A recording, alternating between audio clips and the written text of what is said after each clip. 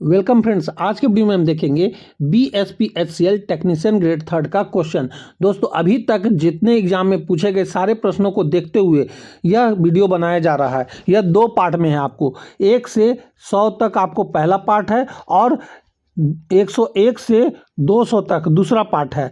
और ये दोनों वीडियो आपको इसके जस्ट बाद आपको 30 मिनट बाद ये 101 से 200 तक के क्वेश्चन मिलेंगे और इनसे आपके एग्जाम में लगभग 15 से 30 नंबर तक पूछे जाने की संभावना है। इसलिए जितना हो सके इस वीडियो को अपने दोस्तों में शेयर करें और आप भी इस वीडियो को देखकर ही एग्जाम हॉल में जाएं। तो चलिए मैं इस वीडियो को शुरू करता हूं। आज का हमारा पहला प्रश्न है, अल्टरनेटर का कार्य सिद्धांत क्या है? तो इसका सिद्धांत होता है फैराडे का इलेक्ट्रोमैग्नेटिक इंडक्शन का नियम।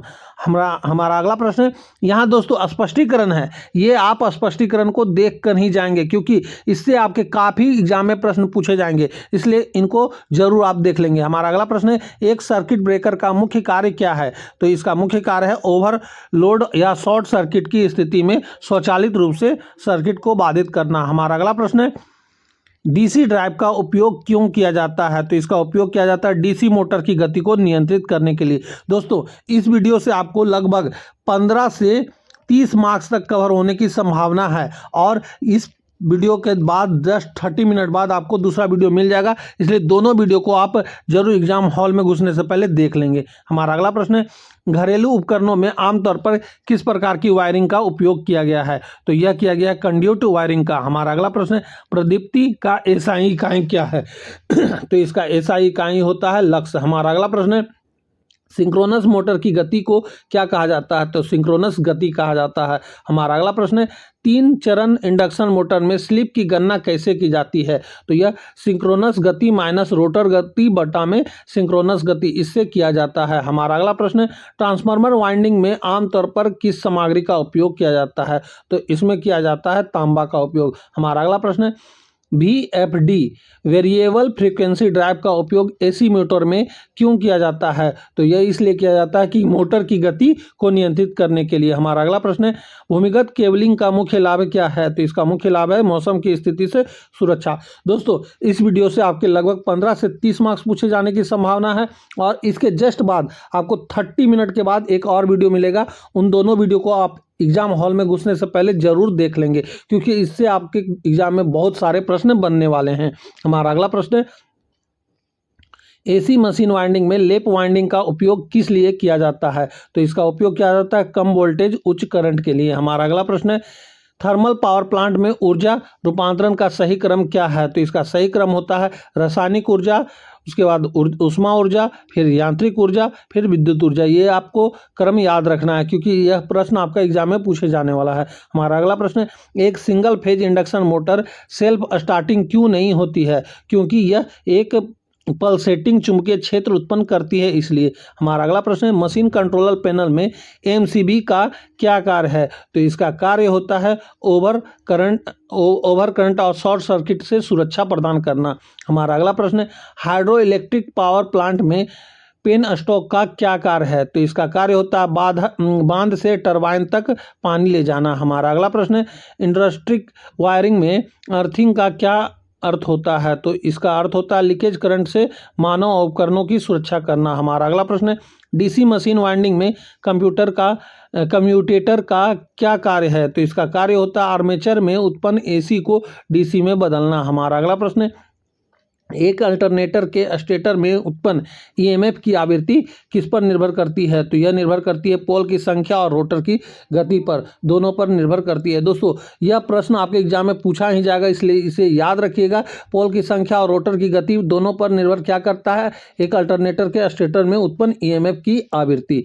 दोस्तों, और इस वीडियो से आपके लगभग 15 से 30 मार्क्स पूछे जाएंगे, इसलिए जितना हो सके इस वीडियो को अपने दोस्तों में भी शेयर कर दें और इन वीडियो का स्पष्टीकरण आप जरूर एग्जाम में हॉल में घुसने से पहले पढ़ के ही जाएंगे क्योंकि इससे काफ़ी प्रश्न आपके एग्जाम में पूछे जाने की संभावना है। हमारा अगला प्रश्न है, गैर पारंपरिक ऊर्जा स्रोत का एक उदाहरण कौन सा है? तो यह सौर ऊर्जा है। हमारा अगला प्रश्न है, विद्युत शक्ति के पार्श्व में उच्च वोल्टेज का उपयोग क्यों किया जाता है? तो इसका उपयोग किया जाता है लाइन लॉस को कम करने के लिए। हमारा अगला प्रश्न है, सिंक्रोनस मोटर को कभी कभी पावर फैक्टर सुधार के लिए क्यों उपयोग किया जाता है? तो इसका उपयोग किया जाता है क्योंकि इसे ओवर एक्साइटेड करके लीडिंग पावर फैक्टर पर चलाना जा सकता है। हमारा अगला प्रश्न है, सर्किट ब्रेकर में की ब्रेकिंग कैपेसिटी को किसमें मापा जाता है? तो इसे मापा जाता है एमवीए मतलब मेगा वोल्ट एम्पियर में। हमारा अगला प्रश्न है, एक 3 चरण इंडक्शन मोटर में रोटर और स्टेटर चुंबकीय क्षेत्र के बीच का कोण क्या कहलाता है? तो यह कहलाता है टॉर्क एंगल। हमारा अगला प्रश्न है, परमाणु ऊर्जा संयंत्र में नियंत्रण छड़ें किस सामग्री की बनी होती है? तो यह बनी होती है कैडमियम की। हमारा अगला प्रश्न है, डीसी मोटर में बैक ईएमएफ का क्या महत्व होता है? तो इसका महत्व होता है यह आर्मेचर द्वारा लिए गए करंट को सीमित करता है। दोस्तों, आप स्पष्टीकरण को वीडियो पॉज करके जरूर पढ़ लेंगे क्योंकि इससे काफ़ी प्रश्न आपके एग्जाम में पूछे जा रहे हैं और ये स्पष्टीकरण आपके एग्जाम के लिए काफ़ी अहमियत रखने वाला है। हमारा अगला प्रश्न है, किस प्रकार की वाइंडिंग में पोल्स की संख्या के बराबर समानांतर पथ होते हैं? तो यह है लेफ्ट वाइंडिंग में। हमारा अगला प्रश्न है, एक ऑटो ट्रांसफार्मर में कितनी वाइंडिंग होती है? तो यह होती है एक। हमारा अगला प्रश्न है, ल्यूमेन प्रति वाट किसकी दक्षता को मापता है? तो यह मापता है लेप यानी प्रकाश स्रोत को। हमारा अगला प्रश्न है, औद्योगिक नियंत्रण पैनल में एक पुश बटन किस प्रकार का स्विच है? तो यह होता है मोमेंट्री कॉन्टैक्ट स्विच। हमारा अगला प्रश्न है, विद्युत शक्ति पारसेक में कोरोना प्रभाव क्या है? तो यह प्रभाव होता है कंडक्टर के चारों ओर हवा का आयनीकरण। हमारा अगला प्रश्न है, यदि एक डीसी शंट मोटर के फील्ड वाइंडिंग खुल जाती है तो मोटर की गति क्या होगी? तो यह मोटर की गति खतरनाक रूप से उच्च हो जाएगी। हमारा अगला प्रश्न है, भूमिगत केबल में कवच का क्या उद्देश्य होता है? दोस्तों, यह क्वेश्चन आपके एग्जाम में पूछा ही जाएगा, इसलिए इसे याद रखिएगा कि यांत्रिक क्षति से बचाना। हमारा अगला प्रश्न है, कौन सा सर्किट ब्रेकर उच्च वोल्टेज अनुप्रयोगों के लिए सबसे उपयुक्त है? तो यह है SF6 सर्किट ब्रेकर। हमारा अगला प्रश्न है, घरेलू रेफ्रिजरेटर में किस प्रकार की सिंगल फेज मोटर का उपयोग किया जाता है? तो यह है कैपेसिटर स्टार्टर या कैपेसिटर रनर मोटर। हमारा अगला प्रश्न है, ट्रांसफार्मर कोर को लेमिनेट क्यों किया जाता है? दोस्तों, यह भी क्वेश्चन आपके एग्जाम में पूछा जाएगा, इसलिए आप इसे याद कर लीजिएगा। एडी करंट लॉस को कम करने के लिए ऐसा किया जाता है। हमारा अगला प्रश्न है, एक अल्टरनेटर में डैम्पर वाइंडिंग का क्या कार्य है? यह भी क्वेश्चन आपके एग्जाम में पूछे जाने की संभावना है। तो यह हटिंग को रोकता है। हमारा अगला प्रश्न है, एक आदर्श ट्रांसफार्मर की दक्षता कितनी होती है? तो 100% होती है। हमारा अगला प्रश्न है, 3 चरण प्रणाली में 2 फेजों के बीच वोल्टेज को क्या कहा जाता है? तो यह कहा जाता है लाइन वोल्टेज। यह भी क्वेश्चन एग्जाम में पूछे जाने की बहुत ज़्यादा संभावना है, इसलिए इसे याद रखिएगा। हमारा अगला प्रश्न है, सोडियम वेपर लैंप का रंग कैसा होता है? तो यह पीला होता है। हमारा अगला प्रश्न है, डीसी मोटर के घूमने की दिशा को कैसे उल्टा जा सकता है? तो यह या तो फील्ड वाइंडिंग या आर्मेचर कनेक्शन को उलटने के से। हमारा अगला प्रश्न है, एक स्टार्टर कनेक्टर सिस्टम में लाइन करंट और फेज करंट के बीच क्या संबंध है? तो इसका संबंध होता है IL बराबर फेज मतलब लाइन वोल्टेज बराबर फेज वोल्टेज। हमारा अगला प्रश्न है, न्यूक्लियर रिएक्टर में मॉडरेटर का क्या कार्य होता है? तो इसका कार्य होता है तेज गति वाले न्यूट्रॉनों को धीमा करना। हमारा अगला प्रश्न है, किस प्रकार की वायरिंग अस्थायी प्रतिष्ठानों के लिए सबसे उपयुक्त है? तो यह है क्लिट वायरिंग। हमारा अगला प्रश्न है, यदि एक इंडक्शन मोटर की एयर गैप को बढ़ा दिया जाए तो क्या होगा? तो यह होगा मैग्नेटिक करंट बढ़ जाएगा और पावर फैक्टर खराब हो जाएगा। हमारा अगला प्रश्न है, एक सीलिंग फैन में किस प्रकार की मोटर का उपयोग किया जाता है? तो यह किया जाता है परमानेंट कैपेसिटर मोटर का। दोस्तों, इस वीडियो से आपके लगभग 15 से 30 मार्क्स पूछे जाने की संभावना है और इस वीडियो के जस्ट 30 मिनट बाद ही आपको दूसरा वीडियो मिल जाएगा और ये दोनों वीडियो आप एग्जाम देने से पहले एक बार जरूर देख कर जाएं क्योंकि इससे आपके एग्जाम में काफ़ी प्रश्न मिलने वाले हैं। हमारा अगला प्रश्न है, ट्रांसमिशन लाइन में से किस पर निर्भर नहीं करता है? तो ये लाइन करंट पर निर्भर नहीं करता है। हमारा अगला प्रश्न है, डीसी जनरेटर में आर्मेचर रिएक्शन का प्रभाव क्या होता है? तो यह होता है यह मुख्य फील्ड फ्लक्स को विकृति और कमजोर करता है। हमारा अगला प्रश्न है, VFD वेरिएबल फ्रीक्वेंसी ड्राइव में इंडक्शन मोटर की गति को नियंत्रित करने के लिए क्या बदला जाता है? तो यह बदला जाता है वोल्टेज और आवृत्ति दोनों को। हमारा अगला प्रश्न है, कौन सा उपकरण डीसी को मापने के लिए इस्तेमाल नहीं किया जा सकता है? तो यह है इंडक्शन टाइप मीटर। हमारा अगला प्रश्न है, ट्रांसफार्मर की ब्रीदर का क्या कार्य है? तो इसका कार्य होता है ट्रांसफार्मर के अंदर नमी में प्रवेश को रोकना। हमारा अगला प्रश्न है, HRC फ्यूज का फ्यूजिंग फैक्टर क्या होता है? तो यह होता है 1.1। हमारा अगला प्रश्न है, इंसुलेशन प्रतिरोध को मापने के लिए किस उपकरण का उपयोग किया जाता है? तो यह किया जाता है मेगर का। हमारा अगला प्रश्न है, तेल से भरे ट्रांसफार्मर में सुरक्षा के लिए उपयोग की जाने वाली बुकोल्ज रिले कहाँ स्थापित की जाती है? तो यह मुख्य टैंक और कंजर्वेटर के बीच में स्थापित किया जाता है। हमारा अगला प्रश्न है, SCR में कितने टर्मिनल होते हैं? तो यह 3 टर्मिनल होते हैं। हमारा अगला प्रश्न है यूनिवर्सल मोटर की गति को कैसे नियंत्रित किया जा सकता है? तो यह किया जाता है फील्ड फ्लक्स को बदलकर आर्मेचर के साथ श्रेणी में प्रतिरोध जोड़कर सेंट्रीफ्यूगल मैकेनिज्म का उपयोग करके। हमारा अगला प्रश्न है अर्थ टेस्टर का उपयोग क्या मापने के लिए किया जाता है? तो यह अर्थ इलेक्ट्रोड का प्रतिरोध मापने के लिए किया जाता है। सौर सेल का मुख्य रूप से किस सामग्री से बने होते हैं? तो यह सिलिकॉन का बना होता है। हमारा अगला प्रश्न एक डेल्टा कनेक्टेड सिस्टम में लाइन वोल्टेज और फेज वोल्टेज के बीच का क्या संबंध होता है? तो इसके बीच संबंध होता है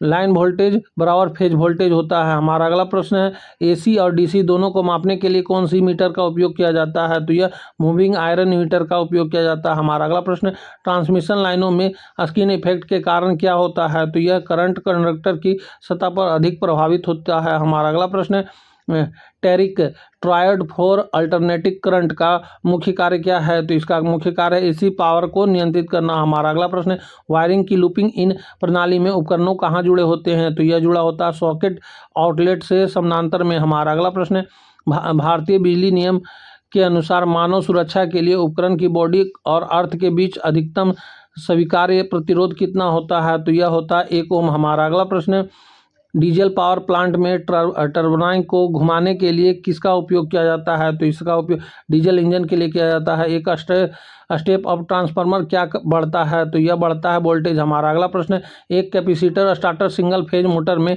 कैपेसिटर किस वाइंडिंग के साथ श्रेणी में जुड़ा होता है? तो यह जुड़ा होता है स्टार्टिंग वाइंडिंग के साथ। हमारा अगला प्रश्न है लेड एसिड बैटरी के इलेक्ट्रोलाइट में क्या होता है? तो यह होता है सल्फ्यूरिक एसिड और डिस्ट्यूट वाटर। हमारा अगला प्रश्न है कौन सा रिले ट्रांसफार्मर की आंतरिक गड़बड़ियों को से बचाता है? तो यह बुकोज रिले बचाता है। हमारा अगला प्रश्न है किसी लैप ल्यूमिनस एफिशिएंसी की इकाई क्या है? तो यह होता है ल्यूमेन पर वाट। हमारा अगला प्रश्न है एक सिंक्रोनस मोटर की गति को बदलकर क्या नियंत्रित किया जा सकता है? तो यह सप्लाई आवृत्ति। हमारा अगला प्रश्न है डीसी मशीनों में इंटरपोल का मुख्य उपयोग किया जाता है? तो यह किया जाता है कम्युनिकेशन में सुधार करने और स्पार्किंग को कम करने के लिए। दोस्तों यह वीडियो आप लोगों के लिए काफ़ी महत्वपूर्ण होने वाला है क्योंकि इससे आपके एग्जाम में लगभग 15 से 30 मार्क्स तक पूछे जाएंगे।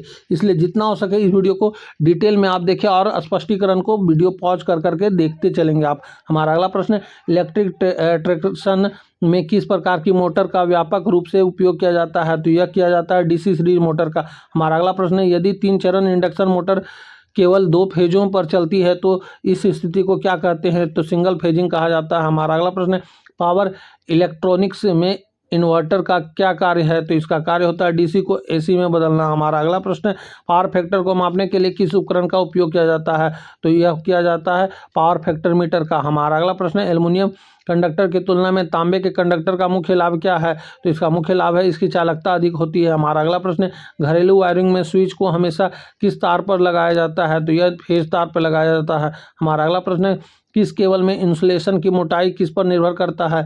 तो यह वोल्टेज रेटिंग पर निर्भर करता है। अल्टरनेटर के रोटर को कौन सी सप्लाई दी जाती है? तो यह DC सप्लाई दिया जाता है। हमारा अगला प्रश्न है एक अच्छे इंसुलेटर का गुण क्या होना चाहिए? तो यह होता है उच्च इलेक्ट्रिक स्ट्रेंथ और उच्च प्रतिरोधकता। दोस्तों यह भी क्वेश्चन एग्जाम में पूछे जाने की बहुत ज़्यादा संभावना है। हमारा अगला प्रश्न है मूविंग कॉइल इंस्ट्रूमेंट का स्केल कैसा होता है? तो यह होता है लीनियर एक समान। हमारा अगला प्रश्न है किस प्रकार का पावर प्लांट पर्यावरण के लिए सबसे कम हानिकारक है? तो यह होता है हाइड्रो इलेक्ट्रिक पावर प्लांट। हमारा अगला प्रश्न है 3 फेज सप्लाई में फेजों का सही क्रम क्या होता है? तो यह होता है RYB।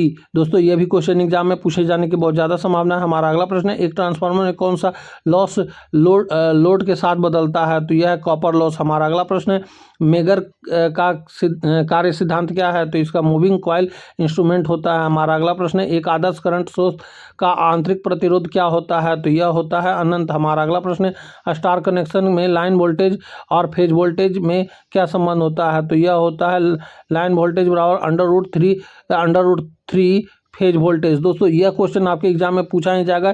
ये फार्मूला है, इसको आप याद रखिएगा।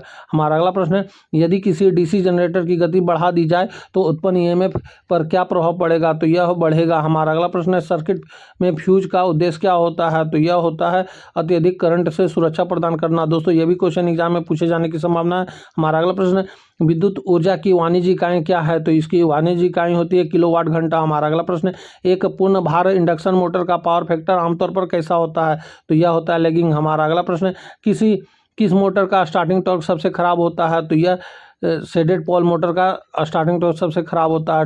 ट्रांसमिशन लाइन इंसुलेटर आमतौर पर किस सामग्री का बना होता है? तो यह बना होता है पोर्सिलिन का। हमारा अगला प्रश्न है, वाट मीटर क्या मापता है? तो यह पावर मापता है। हमारा अगला प्रश्न है, परमाणु ऊर्जा संयंत्र में श्रृंखला अभिक्रिया को कौन नियंत्रित करता है? तो यह नियंत्रित छड़ करता है, नियंत्रक छड़। हमारा अगला प्रश्न है, कौन सा नियम बताता है कि प्रेरित ईएमएफ की दिशा हमेशा उस कारण का विरोध करती है जिससे उसे उत्पन्न किया है?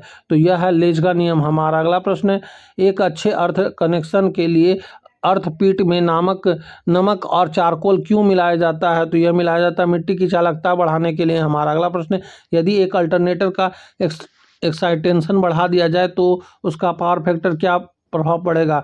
तो कम लैगिंग और यूनिट की ओर बढ़ेगा, फिर लीडिंग हो जाएगा। हमारा अगला प्रश्न है, एक CRO कैथोड रे ऑसिलोस्कोप का उपयोग क्या देखने के लिए किया जाता है? तो यह किया जाता है वोल्टेज या करंट का वेव फॉर्म को देखने के लिए। हमारा अगला प्रश्न है, DC मशीन के योग का मुख्य कार्य क्या है? तो इसका मुख्य कार्य है चुंबकीय पथ को पूरा करना और मशीन को यांत्रिक सुरक्षा देना। तो दोस्तों यहीं पे हमारा यह वीडियो समाप्त होता है। इस वीडियो के जस्ट 30 मिनट के बाद आपको एक और वीडियो मिलेगा और ये दोनों वीडियो आपके एग्जाम के लिए काफ़ी महत्वपूर्ण होने वाले हैं, क्योंकि इससे आपको 15 से 30 मार्क्स तक कवर होंगे।